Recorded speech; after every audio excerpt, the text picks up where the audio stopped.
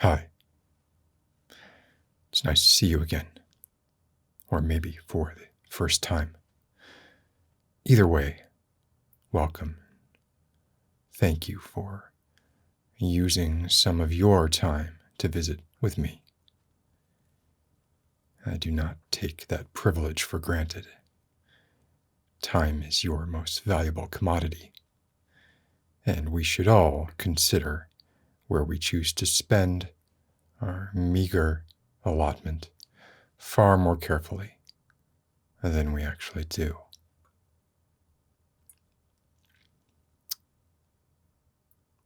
Throughout our adult lives, the majority of our time is spoken for. We work. This is the contract we have made with each other in order to create a civilization that functions with some degree of equity, although far too little. And for that, we agree to sacrifice most of our time.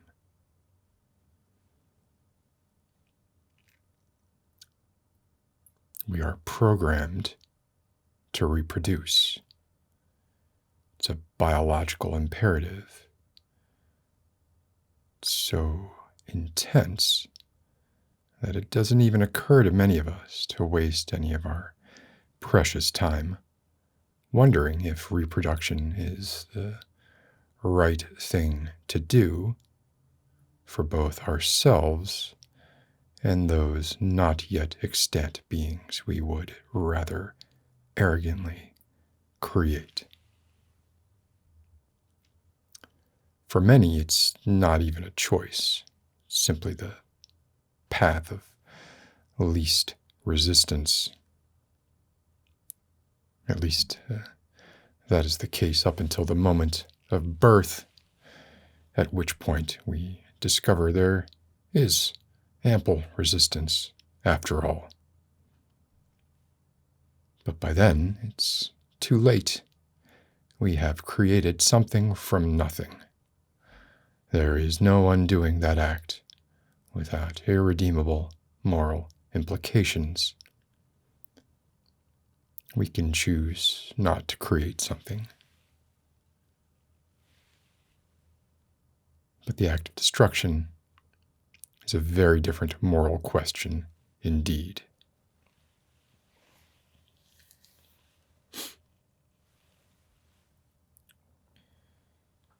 Creating life is considered by most to be a very good thing, and it makes sense that that would be the case. Once we have children, our lives become a proxy kind of life. We, again, through our biological programming, relegate ourselves to the back seat. We want to do, generally, all we can to nurture and protect the life or lives that we have created.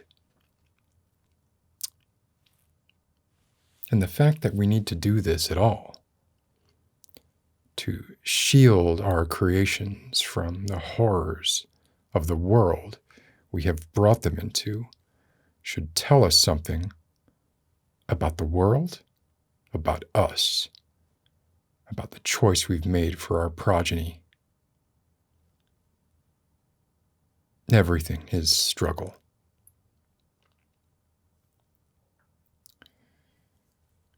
Were we inclined to rebel against the clockwork mechanism of civilization before, we would likely be less so inclined now.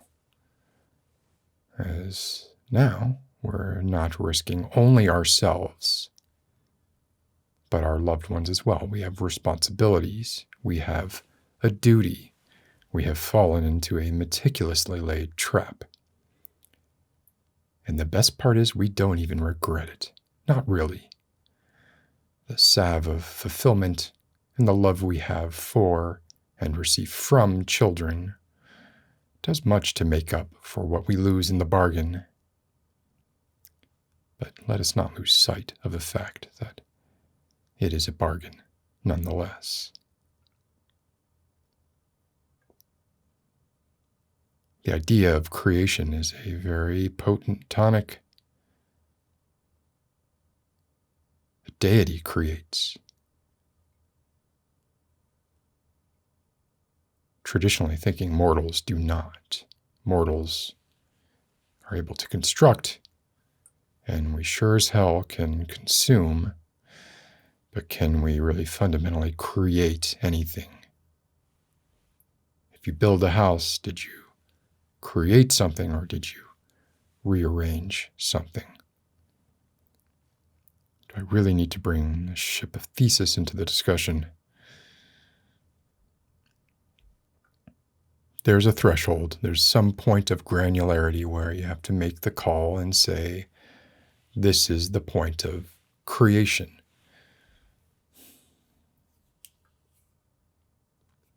Whether all generally considered forms of creation are technically nothing more than rearrangement or not.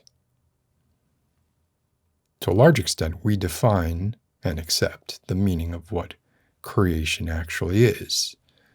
The very concept has a will and a representation, just like any other object does.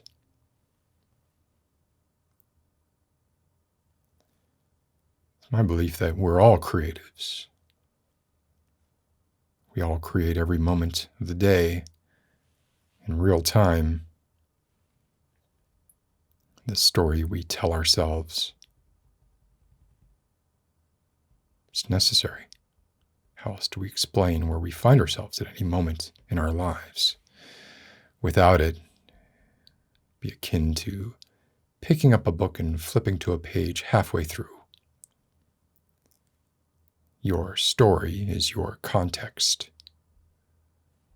Now, you might say, as a rejoinder, you're just talking about life, the thing that happens to us all. You live it, you don't create it. And I respectfully disagree. We know reality is subjective. Take painting. Some painters are realists. They want the picture they are painting to reflect reality as accurately as possible. Some painters are impressionists. They want to capture a mood, an idea. They find that aspect more important than an accurate representation of the number of tiles on a bathroom wall.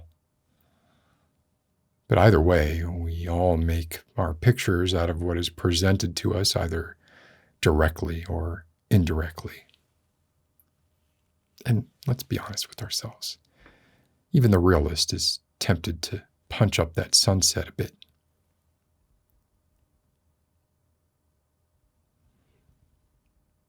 It's one of the reasons the idea of the amnesiac is such a compelling device. When a person is unmoored from their place in their own personal history, what are they left with? What a dizzyingly disorienting feeling that would be. To lose even a single line of thought can be disturbing. Just imagine if you were to lose every line of thought.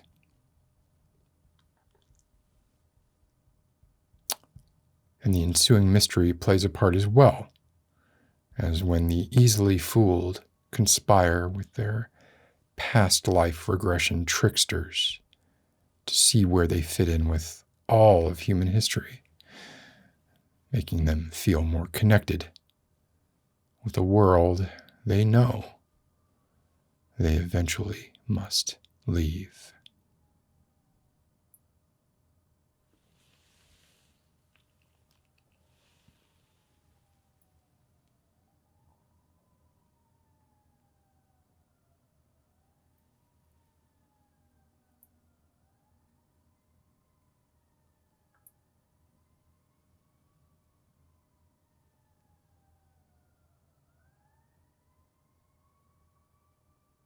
I fear something was destroyed.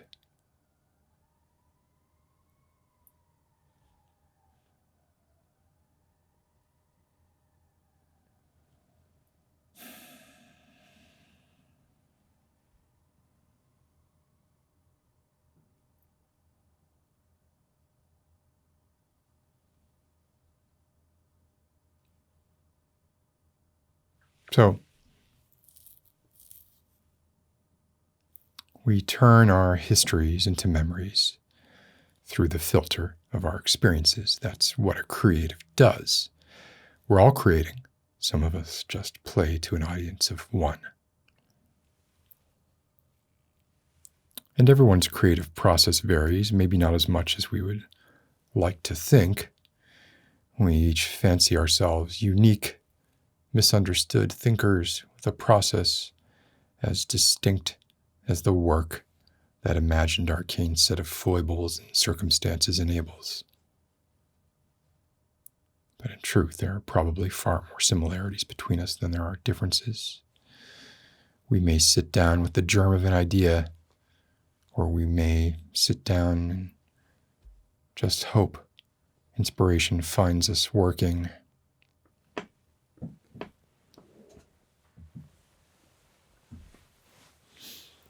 If we're in our den, we're surrounded with whatever material possessions we find comforting and, with luck, idea-inducing. Maybe there's music. Maybe candlelight. An ambiance meant to mirror the ambiance we hope to create. Write what you know. Objectively, the best way to describe candlelight is to have a flickering candle sitting on a table in front of you. Makes it very easy to observe and report, or observe and interpret, as is your wont. Let the process of observing send your mind on whatever tangents the flame induce, and then transcribe freely with gusto. You can always edit later. If there was no candle in front of you, well, you'd have to recall the last candle you saw. I'm just saying it limits your palate, no matter how active your imagination. Nobody's saying you have to write down every detail you see when you stare at a candle, if you're describing one in a story. But at least in that scenario, you have the possibilities in front of you, as well as the thousands of tiny moments of inspiration those possibilities might spark. You might notice that the candle occasionally spits, the flame disappearing for a moment when it does so. You may wonder what causes it.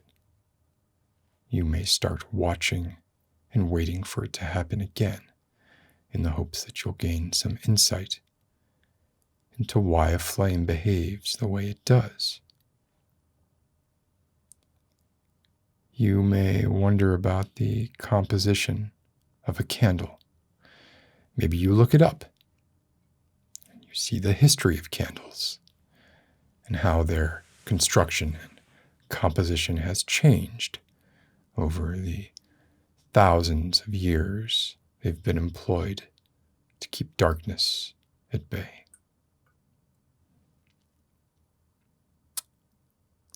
You may draw a connection between the light a candle emits and the very fears that haunt humanity. Perhaps marvel at how such a meager, tenuous thing, a candle flame, could have ever kept anything of consequence at bay at all.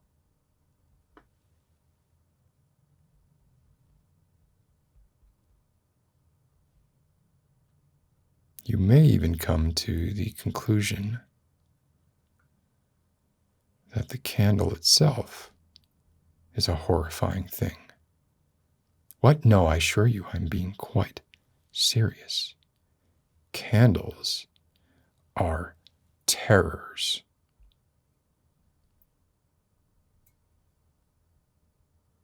Candles create existential horrors spanning space, time, and matter itself.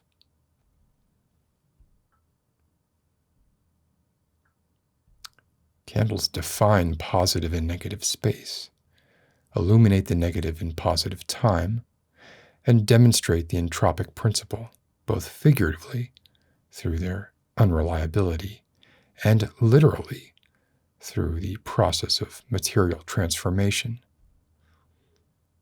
People have looked to candles for so long as the first steps towards the evolving salvation of humanity.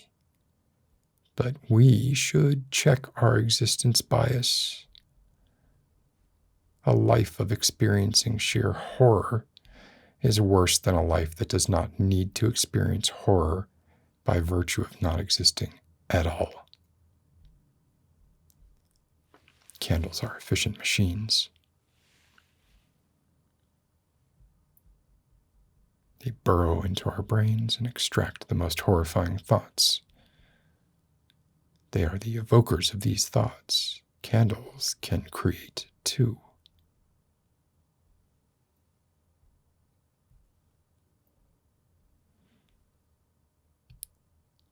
The light from a candle casts a long, deep, moving shadow. There's these shadows that are more frightening than complete darkness because they are inspirational as well as conspiratorial. They conspire to inspire unknowable things moving beyond your field of view, shadows flitting from darkness to darkness. Candles give the gift of light, but in such a way that they illuminate the imagination more than the real world. How many ghost stories have been inspired by candles? Would you really be worse off if you were not ephemerally and erratically informed from flickering candlelight of the negative space where terrors might lie? Would not ignorance be a better salve here?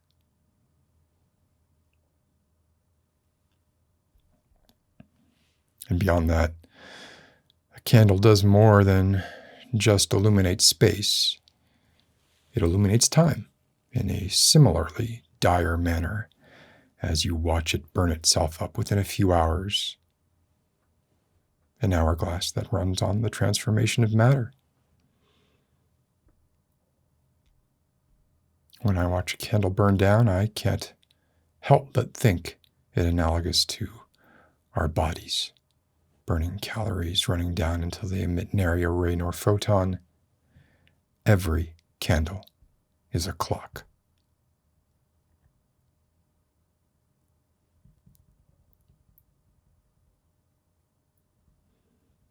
Imagine the candle. You can't remember when or where it was bought. Let's say it's absent of fragrance, smokeless. It's not particularly bright. It's a herd candle. It's meant to be one of many, many candles working together in order to be effective. It's easily extinguished, thin enough that it shortens as it burns. It does not create a depression in the middle of a wider column of wax. It instead melts away, utterly, flickers, and occasionally spits. I swear the flame disappears entirely when it spits. Why does it come back?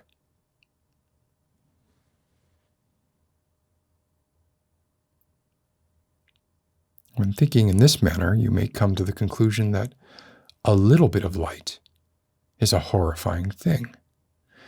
If we are not allowed to illuminate all around us with the intensity of the full sun, if we're doomed to walk dark halls with this feeble, dying thing that creates spaces and shapes we cannot define or understand, then perhaps we're better off without it.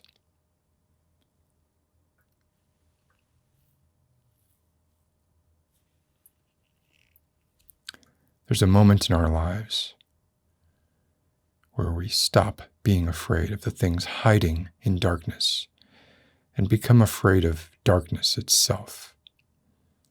Complete universal darkness is the baseline. It pushes down over any source of light, ultimately smothering them all.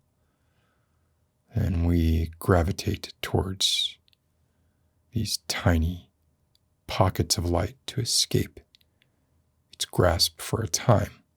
But it's always there. And it's always pressing, always enveloping, and ultimately winning the battle against light. Light must be generated, created, fueled.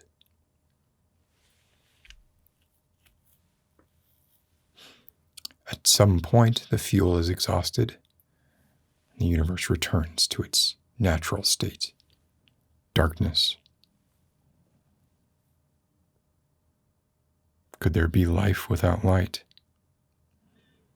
No, not as we understand it. But then again, we don't understand life very well outside our single instance of Genesis. Light causes mutations. Not just visible light, mind you, but radiation is a kind of light all the same. Mutations fuel evolution, change, and this makes sense. Once again, light is the disruptor, the fuel for change, and darkness is the absence of change. Again, the baseline is darkness, the state of perfect entropy and equilibrium.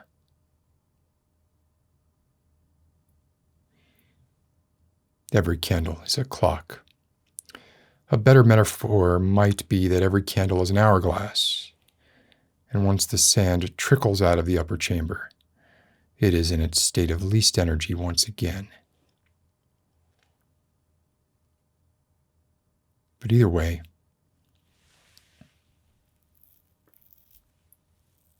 a clock or an hourglass, there is another instrument, a tool, that we believe harbors us no ill will, that serves us well. But what have clocks done for humanity as a species, apart from giving us a timeline to measure our own life expectancies against, or to impotently rail against, to pound our fists like helpless toddlers that we are in the shadows of the candles that we have lit, candles which are also clocks, clocks we have set and maintained for some arbitrary common good, perpetuating the self-imposed horrors we construct and can no longer break free from.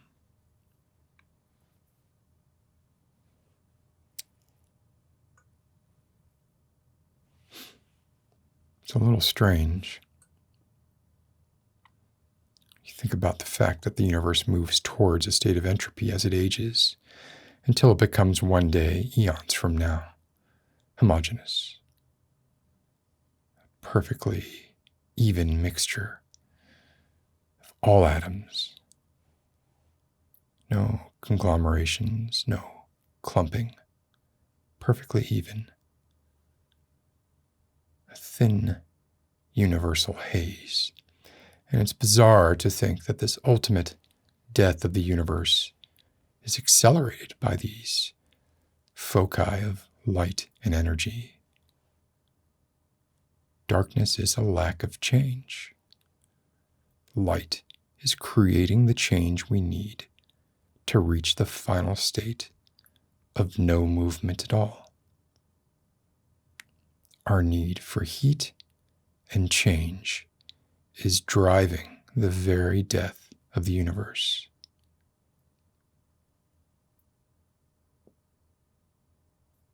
Every candle is a clock.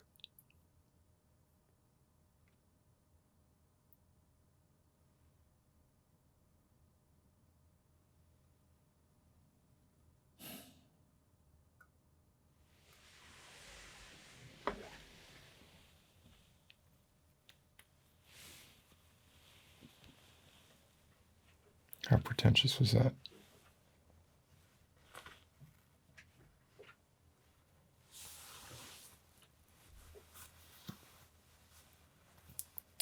Maybe not pretentious enough, I don't know. I think I can be more pretentious.